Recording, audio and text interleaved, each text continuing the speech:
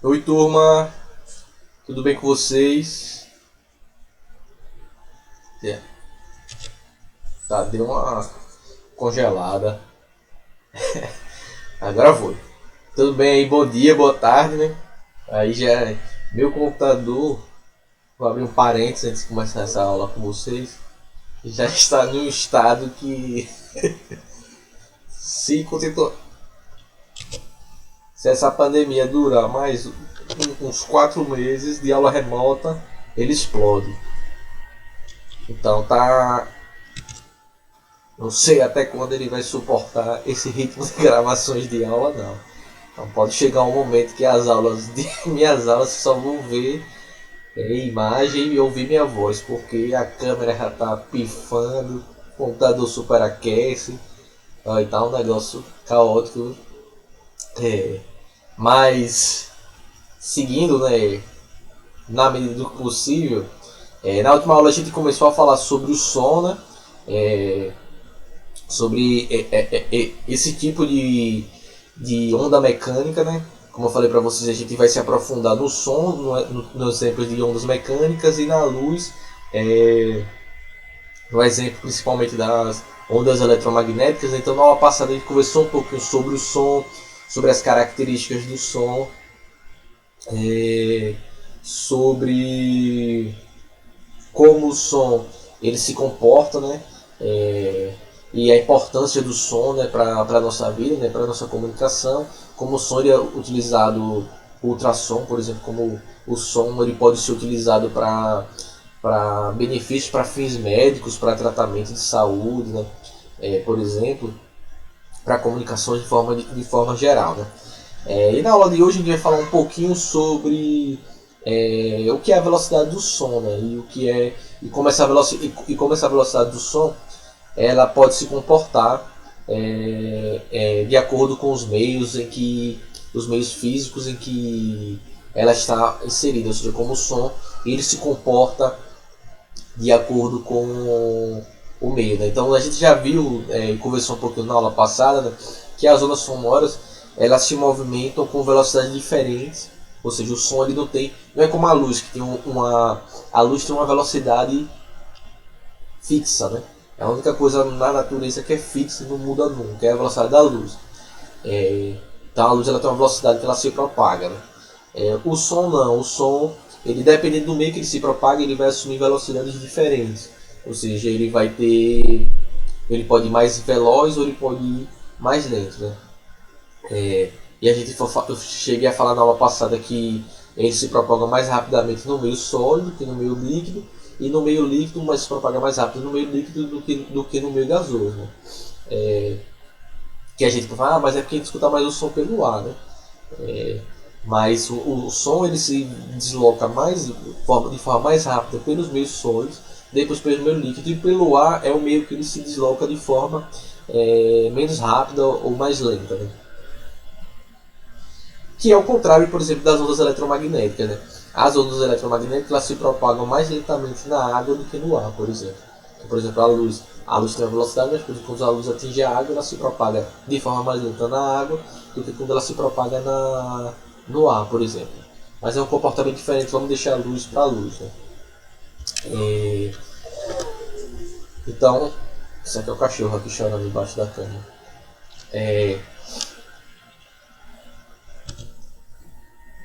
Então vamos conversar um pouquinho sobre isso, né? Então a velocidade do som, ele nada mais é, né, do que trata, né, e diz respeito né? A gente está falando sobre agitação motivada, agitação motivada, né, produzida pela onda mecânica, né, que é o som, sendo que essa oscilação, né, dessa onda, ela é transmitida por um eminente, ou seja, por um meio, né? Como a gente sabe, toda onda mecânica ela só se propaga em algum meio, né? E aí essa velocidade do som ela vai dizer respeito, né? Ela vai se tratar especificamente como vai acontecer a agitação, né, nesse meio produzida pela energia dessa onda. Né? E aí essa oscilação ela vai depender do essa propagação e essa velocidade ela vai depender da oscilação transmitida por esse meio. Né? Então, como eu já falei para vocês, e repito para vocês nunca errar essa questão quando perguntar na prova, um exemplo de onda mecânica. O som, né, uma onda mecânica, já que ele precisa de um meio para se propagar, ou seja, o som só se propaga se existir um meio, né?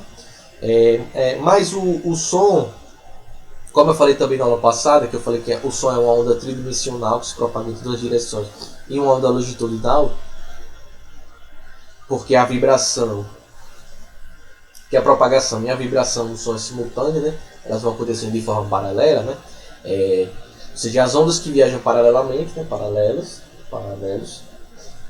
a linha é traçada pela oscilação do meio, né? Então, à medida que o meio vai oscilando, o som ele vai na direção paralela, segue paralelamente, né?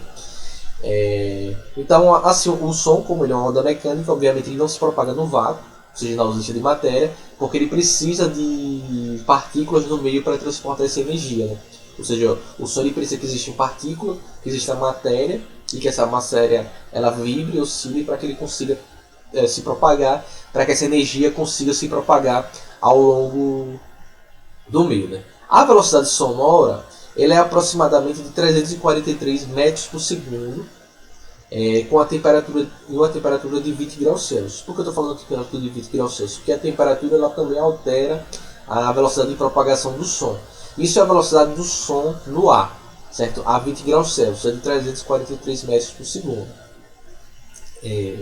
A gente consegue determinar essa velocidade quando os cientistas eles analisam, né, o movimento criado, né, pela onda, né? Eles conseguem observar parte das oscilações que essa onda cria, eles conseguem analisar essa velocidade, né? Então eles sumiu a palavra da minha cabeça. Então a eficiência com que eles conseguem analisar essa velocidade era para ser determinada em algumas regiões comprimidas do ar viajando. Então eu falei lá que tem alguns pontos no som que eles podem ser comprimidos ou não. Isso eu falei isso na aula passada. E eles conseguem analisar isso, né? Então a gente costuma falar muitas vezes que a parte da física que estuda as ondas sonoras é a acústica, né? Ou seja, a acústica é uma parte da ondulatória. Então quando você falar aqui na acústica, ele está se referindo ao estudo do som, das ondas sonoras, certo? Então falar, acústica, que é acústica? A acústica é a parte da ondulatória, ou seja, do estudo da física das ondas, que estuda as ondas sonoras. Então através da acústica é possível calcular, né, a propagação dos sons e efetuar assim, cálculos sobre o comportamento dele. Ou seja, a gente consegue compreender a velocidade do som a partir de estudar o som e suas características a partir dessa área da física que é a acústica, especificamente tratando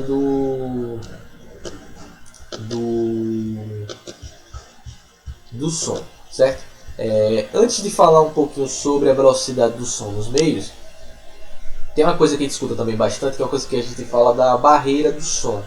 O que é a barreira do som? Então, por exemplo, quando um avião atinge uma velocidade, esses aviões comerciais, esses aviões militares supersônicos, que a gente chama de aviões supersônicos, né? Que são aqueles aviões que eles conseguem viajar a velocidade maior do que a velocidade do som. Então, por exemplo, quando um avião atinge uma velocidade muito alta, surgem ondas de pressão que se deslocam com essas ondas de pressão que se deslocam com a velocidade do som, né? Você já vê aqueles filmes ou vídeos no YouTube de aqueles aviões militares supersônicos, né, que eles viajam, eles formam aquela onda de pressão no ar que se desloca com a velocidade do som. É a mesma coisa que esses filmes aí dos Vingadores, como o Homem de Ferro dispara voando, né, que eles fazem aquela pressão no ar e aquele deslocamento, aquele rastro de deslocamento eles fazem justamente pela pressão do deslocamento da velocidade do som, né? Então, se a velocidade do avião se aproximar da velocidade que a gente chama de Mach 1, ou Mach 1, né? Ele apresenta a mesma velocidade das ondas de pressão, ou seja, ele passará a comprimir essas ondas, ou seja, as ondas elas vão ser comprimidas, elas não vão ser deslocadas, elas vão ser comprimidas, ou seja, vamos dizer assim, amassadas, né? Então, nessa situação, o avião se desloca junto com o seu som. Ou seja, essas ondas elas vão se acumulando na frente do avião e aí se cria uma barreira de ar. Que essa barreira de ar é o que dá o nome que a gente chama da barreira do som. Ou seja, ao alcançar uma velocidade supersônica, uma onda de choque é produzida, né? Devido a esse acúmulo de ar comprimido, que vai ser comprimido, né? E essa onda de choque, ao atingir a superfície, produz um estrondo, né? Ou seja, produz aquele barulho, né? Tipo, você já viu, mas em filme, eu assisti, vendo que tem esses aviões, eles sempre fazem um barulho muito grande, né? Ou seja, quando o som ele quebra a barreira do som, né?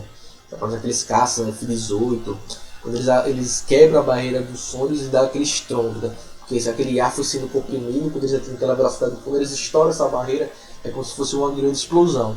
E aí ele estoura, ele quebra.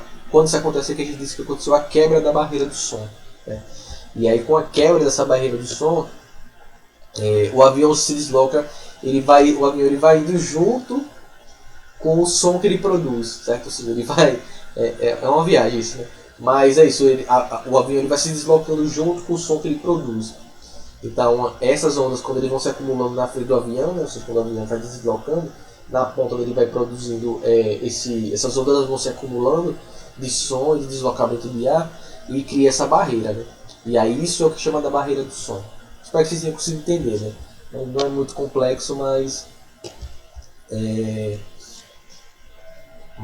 isso. Então, com relação ao som no vácuo, né? Então como o som é uma onda, ou seja, o que é uma onda? É uma perturbação que se propaga em determinado meio e não transporta matéria, apenas transporta energia. As ondas sonoras, como são mecânicas, elas precisam obrigatoriamente de um meio material para transportar essa energia. Então, portanto, assim, né, sendo, né, o som, como eu já falei para vocês, o som ele não vai se propagar no vácuo, né? Ao contrário da luz, né? A luz ela se propaga no vácuo porque ela não é uma onda, como ela não é uma onda mecânica, ou seja, como ela é uma onda eletromagnética, ela consegue se propagar no vácuo, né? As ondas de rádio também são assim. Então, as ondas de rádio você consegue enviar ondas de rádio para o espaço e ele vai se propagando, né? E pronto. Então, como a gente já falou também, né, essas ondas elas são longitudinais, tridimensionais. Bom, vamos aqui agora seguindo um pouquinho nisso. Vou falar um pouquinho sobre. Agora eu vou falar um pouco sobre a velocidade do som nos meios. Deixa eu só. Pronto. Então aqui temos aqui uns exemplos de velocidades. Como eu falei para vocês, o som ele vai se propagar de forma diferente dependendo do meio que ele se encontra. E aqui nessa tabelinha que vocês podem observar aqui, tem a velocidade do som em alguns meios, né? Então como vocês podem, só observando por essa tabelinha aí, a gente já consegue perceber o quê? Que a velocidade do som ela é maior no estado sólido. Ou seja, por que ela é maior no estado sólido? Porque as partículas no estado sólido, a gente já viu lá em química, as partículas no estado sólido elas estão mais próximas. Então como ela vai fazer essas oscilações vibrarem, essas partículas, né? Então no estado sólido ela se propaga de forma mais veloz porque as partículas são mais próximas. No estado líquido o mecanismo é o mesmo, só que as moléculas estão um pouco mais afastadas. Então é por isso que no meio líquido o som ele vai se propagar de forma mais lenta do que se a gente comparar com o meio sólido. Já no estado gasoso a velocidade é a menor de todas, né? Então vocês podem observar aqui. Então a velocidade do som é maior no estado sólido, ela é intermediária no estado líquido e ela é menor no estado gasoso, né? Então a velocidade do som a gente pode obter se a gente calcular a velocidade dos picos, ou seja, dos ápices lá das ondas, das oscilações, dos vales, naquela parte mais baixa da onda, ou até mesmo de qualquer ponto de forma da onda, né? Então, se aumentar a frequência da onda, o comprimento dela irá diminuir e a velocidade vai continuar a mesma, ou seja, isso não vai alterar a velocidade. Mas se a gente, por exemplo, altera a temperatura, umidade, densidade do ar, ou trocar os materiais em que seja o metal ou a água, ou seja, se a gente altera o meio, a gente altera a velocidade do som. Então eu quero dizer, se uma onda sonora com maior ou menor frequência, sua velocidade não se modifica, certo? No som. Então, ou seja, se você aumenta a frequência, o comprimento diminui. Se você diminui a frequência, o comprimento aumenta. Mas a velocidade permanece a mesma. Agora, se você altera o meio em que o som está se propagando, aí você com certeza altera a sua velocidade, né? Outra coisa que é importante saber também é se por um acaso a onda sonora, se ela for criada uma onda sonora com uma grande amplitude, ela não vai viajar, né, mais rápido com a onda com amplitude menor, né? O som ele só é mais intenso se, no caso, a velocidade do som ele depende exclusivamente. O que eu quero dizer com isso? Que a velocidade do som ela depende exclusivamente do meio que ele viaja. Ou seja, se as propriedades da onda sonora se alterarem, isso não vai levar a uma alteração significativa ou até mesmo uma alteração na velocidade dessa onda. O que pode implicar nessa alteração é justamente se você alterar o meio em que ela se propaga, certo? Então a gente pode ver aí, por exemplo, no vidro, o som a 20 graus Celsius, né? O som viaja a 5.130 metros por segundo. No alumínio, também a 20 graus Celsius, ele viaja um pouco mais lento, a 5.100 metros por segundo. E aí a gente pode seguir, né? Na glicerina, 1904, na água do mar, 1533, na água doce, aí, 1493 metros por segundo, na água do mar, porque tem as partículas de sal, né? Que você não consegue mais rápido. No mercúrio, que é aquele metal líquido, 1450, no hidrogênio 1286, e aí vai diminuindo até no ar, né, a 20 graus Celsius, 343 metros por segundo, que eu falei que depende da temperatura, né? Então o ar a 0 graus Celsius ela vai se deslocar a 330 metros por segundo, ou seja, ela é mais lenta com a variação da temperatura, né? Então quando o som ele muda de meio de propagação, né, ele sofre o processo que a gente chama de refração, né? E a velocidade do som aumenta, né? Em geral, mas essa velocidade pode aumentar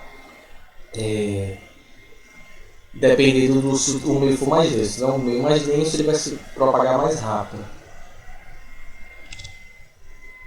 Outra coisa que a gente tem assim, importante, que a gente sempre se pergunta é com relação geralmente aos raios e trovões, né?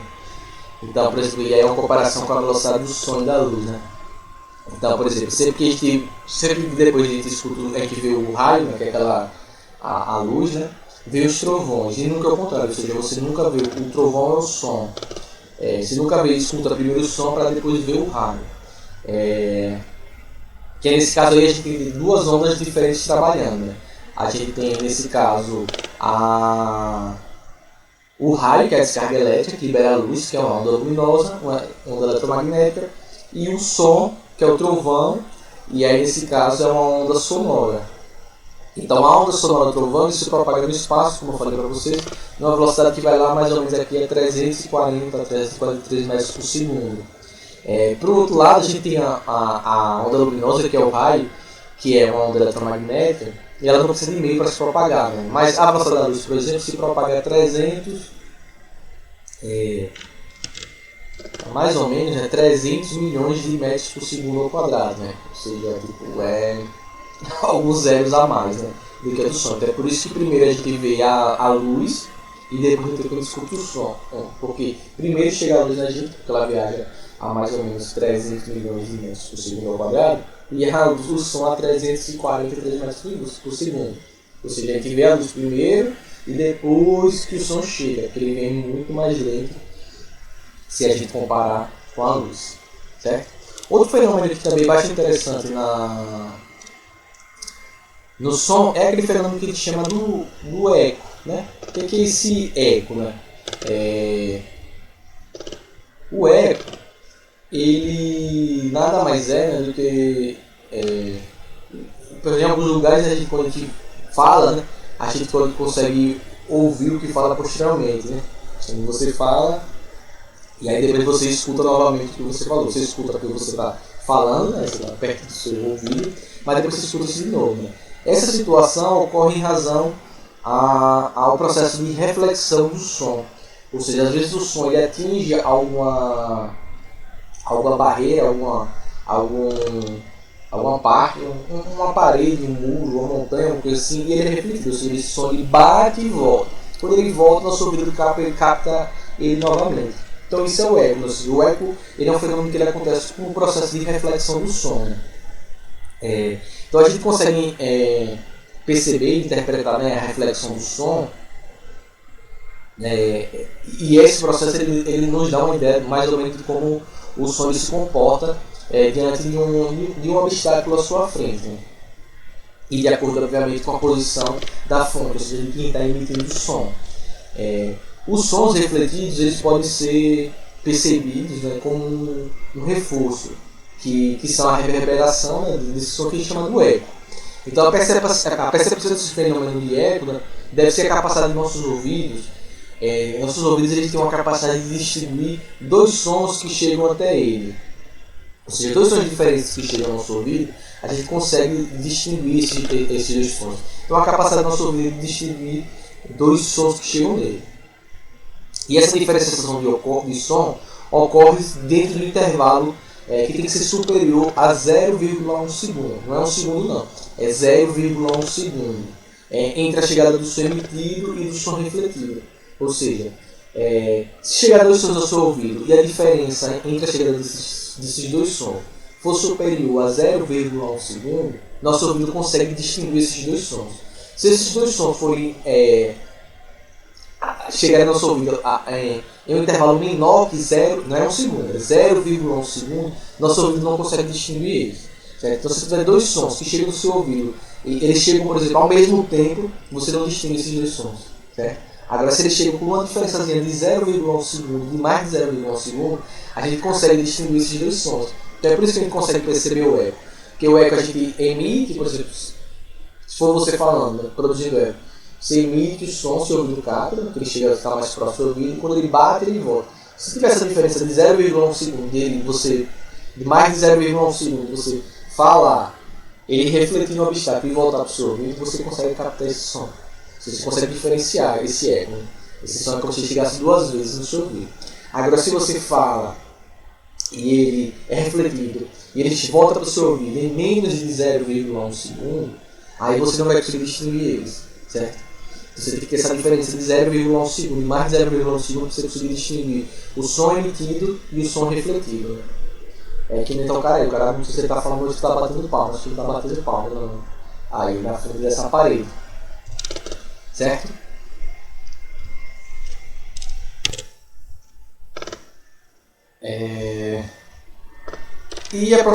E não só o tempo, né, que demora para ir e voltar, mas a proximidade também tem que levar em consideração a proximidade entre o emissor, ou seja, a fonte do som, e o obstáculo que faz com que o som seja refletido. Né?